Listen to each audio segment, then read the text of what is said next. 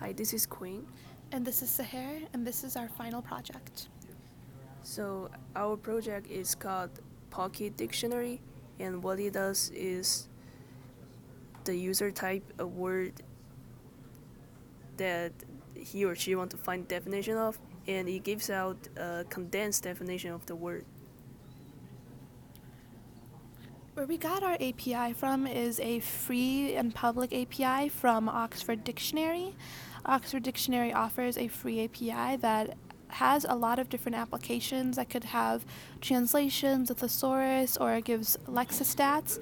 But for ours, we chose to just retrieve a simple definition, and we registered for our own application ID and application key in order to use their API, which was free. So the first thing we did is we created a main activity class, and it's very short because all we did is we created an onCreate method that makes sure that it connects our buttons and our edit text and our text views, which are here, here, and here. It connects it to the method that we call dictionary entries, which retrieves or requests the API.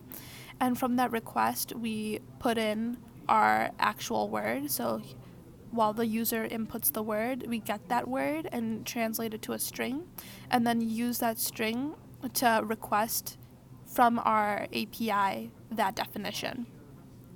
But while this is short, we have our request file. And for this one, we had a method called doInBackground that we included our API ID and our API key to access the API.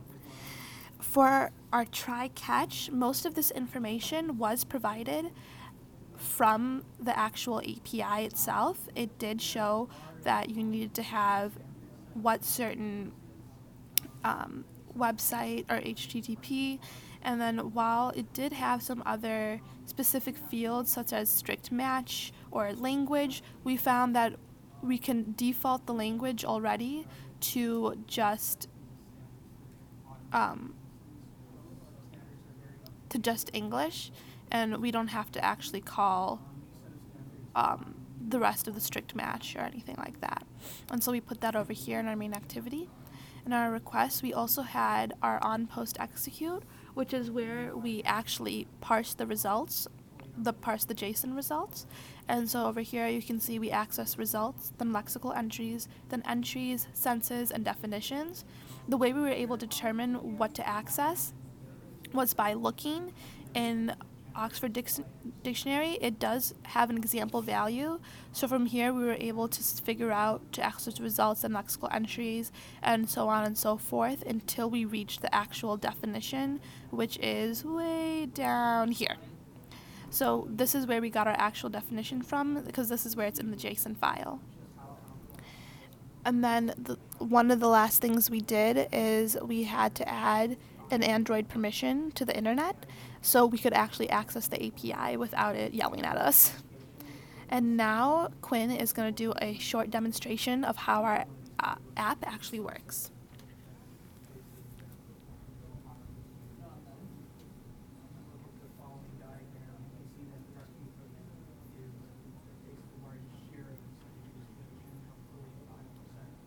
Okay, as you can see here, when you open the app, you can see a moving GIF, and there's a text box for the users to type in the word the user want to find the definition of. And when you hit search your word, it will gives out the condensed definition of the word.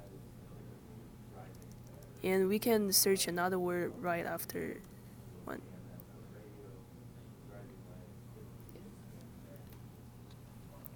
So one interesting thing that we had to implement was the GIF. In our demo, you can see it's a moving GIF, but in the XML, it looks like a picture.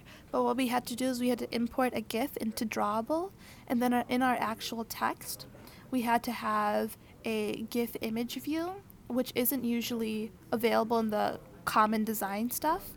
And because of that, we had to implement it and research how to implement that. And some problems that we did have was things like how to connect or how to put our text that we return from the JSON into our definitions box or text view, but we realized we had to link the text view itself to our request. And in our request, we have textView.setText. Last thing we did is something that could make it cooler.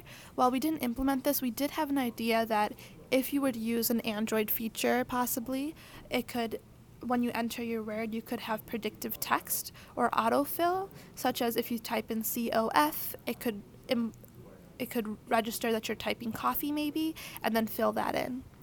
Now, lastly, this is an original project, and though a lot of the information did come from the Oxford Dictionary, we did parse everything ourselves and code the UI and access everything ourselves, and then this is also published to GitHub. Thanks.